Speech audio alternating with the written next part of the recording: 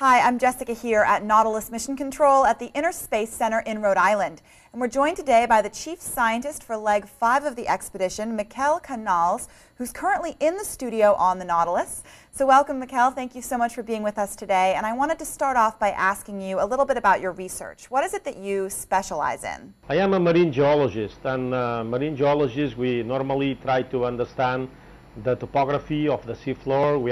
We try to understand how the sediments and the rocks that are there form, and also we understand trying to understand the dynamic processes that move sediments and that erode the seafloor, forming canyons and seamounts and big valleys and depressions and so on. And what are your research goals on the Nautilus? We are in the westernmost area of the Mediterranean Sea that is called the Alboran Basin.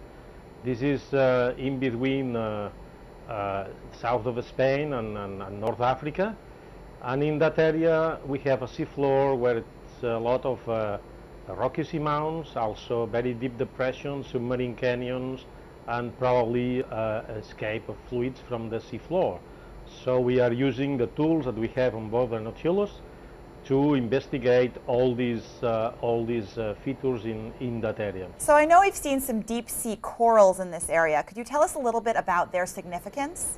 Well, the coral we found in that area is something very special. I mean, this coral is a deep water coral.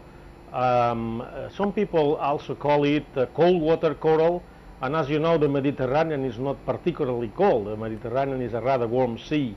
And in fact, what we found in the area where we are working now is quite a lot of dead coral that was just laying on the bottom, and which was probably a coral that fell down from the rocky cliff that we saw in the seamount.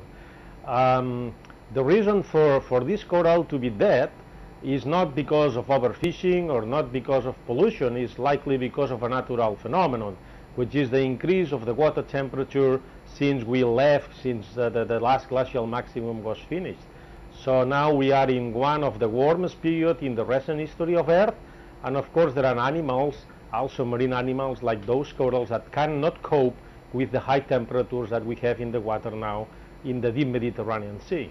Thank you so much, Miquel, for taking the time to talk to us today. Thank you to you. Thank you very much, and see you next time. Again, I'm Jessica here at Nautilus Mission Control. Stay tuned at nautiluslive.org. And now back to the action on the ship.